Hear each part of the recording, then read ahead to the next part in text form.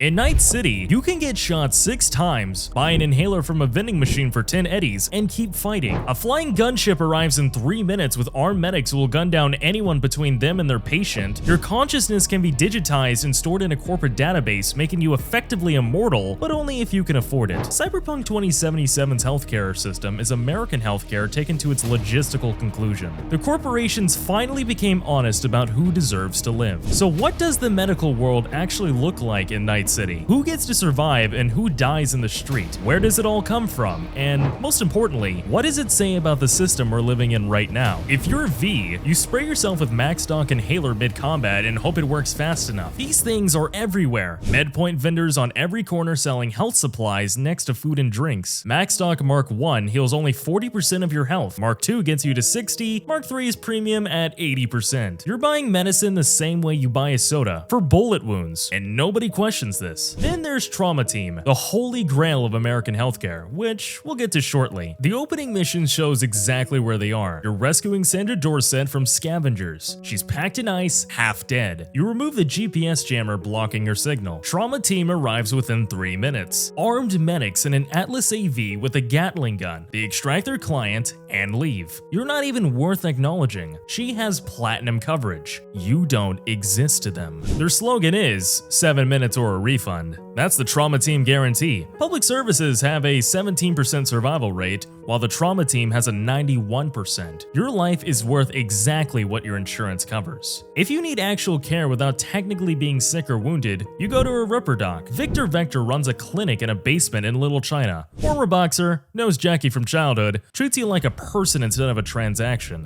When he installs your first cyberware, you owe him 21,000 eddies. He never pressures you. Just pay back when you can. He trusts you on it. Victor represents what healthcare should be, but you still owe 21,000. Medical debt is expected. Then there's Fingers, a back alley clinic in Japantown. His clientele is almost entirely sex workers and drug addicts with little to no money. He installs defective implants that malfunction, forcing patients to return. And when they do, he preys on them because he knows they can't afford alternatives. During Judy's questline, you interrogate him about Evelyn. The game gives you an option to punch him, and most players do. If you punch him, you lose access to his shop forever. But the choice exists because some people can't afford to refuse bad doctors. He's the cheapest option, economic coercion as affordable healthcare. So that's the reality. Vending machine healing for the desperate, medical debt for those with access, predatory doctors for the vulnerable, and trauma team overhead for the wealthy. Your health is determined by your bank account. But where does all this medicine actually come from? 3 major corporations control healthcare in Night City, and unlike Fallout where the companies collapsed, these are still operating and more profitable than current-day healthcare. Trauma Team International is a full medical corporation.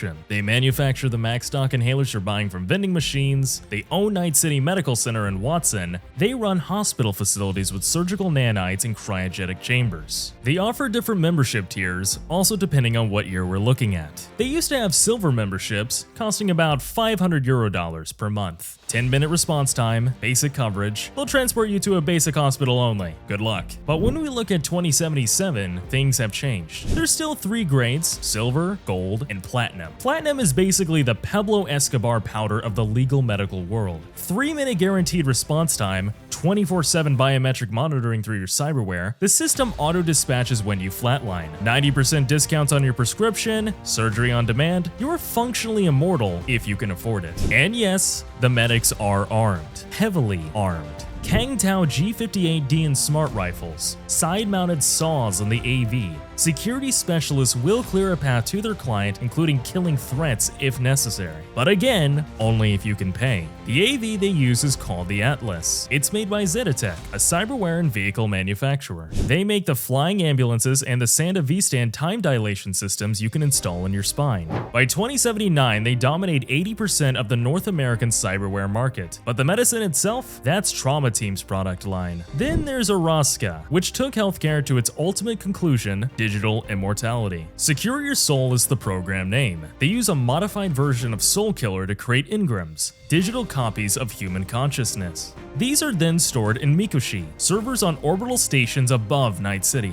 Johnny Silverhand is an engram. His consciousness was copied in 2023 during the Night City Holocaust and stored for 54 years. The Relic 2.0 is designed to install these engrams items into new organic bodies. You can steal one at the start of the game. It has Johnny on it. That's why he's in your head. This technology exists. Death becomes negotiable if you're rich enough. Just a small downside though. Your consciousness becomes corporate property. They can delete it, modify it, use it however they want. Immortality, but you're owned forever. Small price to pay if you ask me. But there's one last company we need to talk about. Biotechnica. It gets mentioned, but they're not primarily a healthcare company. They also make Chutu, synthetic fuel and genetically modified crops. Pharmaceutical work is secondary. Some painkillers, some bioware research. They've also created flavored cigarettes and shower in a can. They seem to be more interested in food monopolies than medicine, but it shows the vertical integration. Same corporations control how you eat and how you heal. So that's the corporate answer. Trauma Team sells you tiered survival based on wealth. Zenitech sells you chrome that might save you or might drive you insane. Arasica sells you immortality if you're wealthy enough to become their property. All of it works exactly as advertised, for those who can pay. But where do the actual supplies come from? Who's making the cyberware you're installing? Where does the black market get its inventory? And why is it paralleling the real-life organ donor cycle? Well, in Cyberpunk, there's no distinction between medicine and body modification. A Ripperdoc does both. You go in with a gunshot wound, they might suggest better subdermal armor while they're at it. Sick? Upgrade your immune system with cyberware. Tired? Install stamina boosters. Can't see well? Replace your eyes entirely with Kiroshi optics. The solution to medical problems is always more cyberware. You have 21 body slots, install too much and you risk cyberpsychosis, but the system keeps pushing you to install more. The legitimate supply chain runs through corporate manufacturers to license Ripperdocs. That's the legitimate side. But there's another supply chain, a darker one. The scavengers don't resemble a unified gang. They're multiple loose groups with one thing in common. They harvest organs and cyberware from living victims. They have the highest body count in Night City, and they use ice baths to keep their victims alive during extraction, because fresh cyberware sells better. You see this in the opening mission. Sandra Dorset packed in ice with a dead body on top of her. The scavengers already harvested some of her cyberware before you arrived. They would have taken more if you hadn't interrupted. And to top it all off, you'll participate in this system. Every time you loot cyberware from a body in the game, you're part of this economy. Every time you sell implants to a Ripperdoc, you're contributing to the market that makes scav operations profitable. There's no moral high ground. In Night City, everyone's complicit. The scavengers have achieved a near total monopoly on the body parts aftermarket. Harvested organs and chrome go to black market Ripperdocs, other gangs, small-time criminals. The corporations manufacture a new cyberware.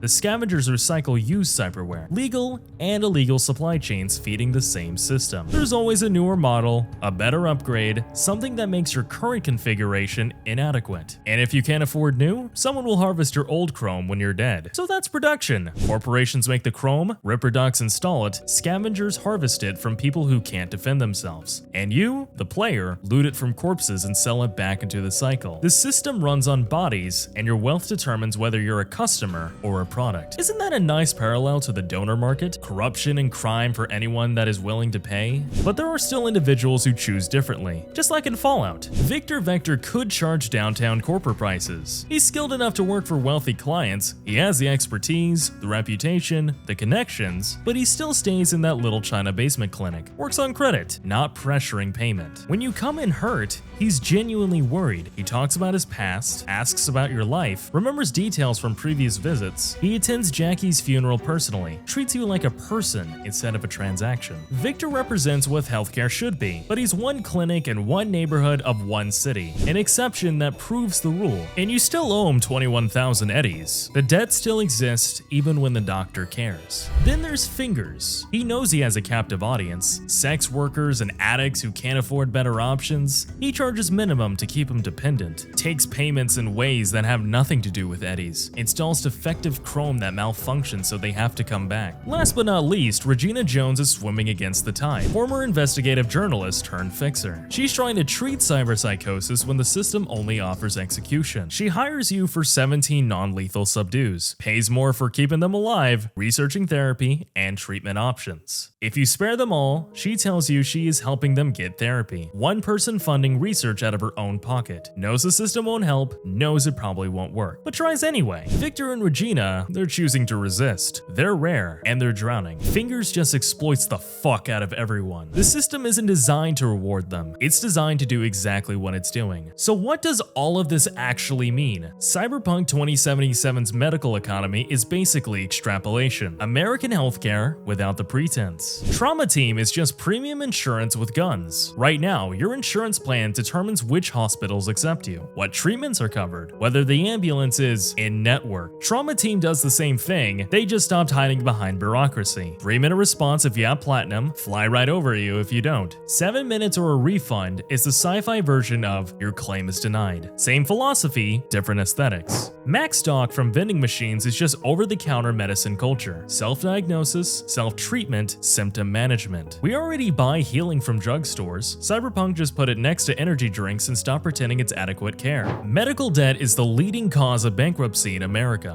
which is exactly what Victor's credit system is. $21,000 owed to your doctor. Most doctors are also very nice about it, but then again, they're not the ones in charge of collection. They will get paid regardless of it. Cyberpsychosis is mental health criminalized. Corporations sell chrome that causes psychotic breaks. Police kill people having crises with no treatment infrastructure or therapeutic options. MaxTech recruits victims to haunt other victims. The system profits at every step. America handles mental health the same way. Prisons full of people who needed therapy. Police responding to mental health calls with guns. Communities destroyed by treatable conditions that went untreated because there's no infrastructure.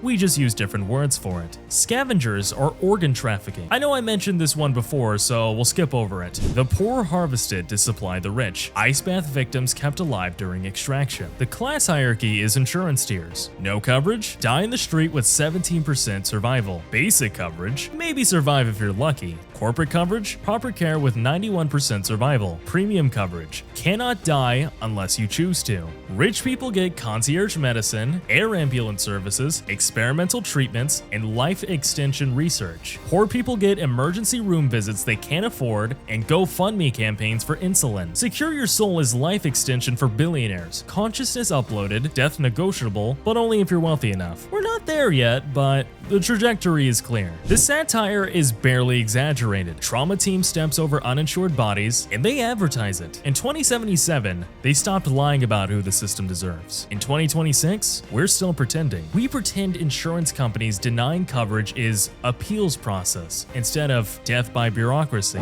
We pretend pharmaceutical companies raising insulin prices 1,000% is market forces instead of extortion. We pretend medical debt bankruptcy is personal responsibility instead of system extraction. We pretend privatized ambulances charging thousands for 10-minute rides is business instead of ransom. That's what makes the medicine economy in Night City so uncomfortable. It's barely fiction at all. But Fallout's medicine economy, that's even worse. Click here to find out why.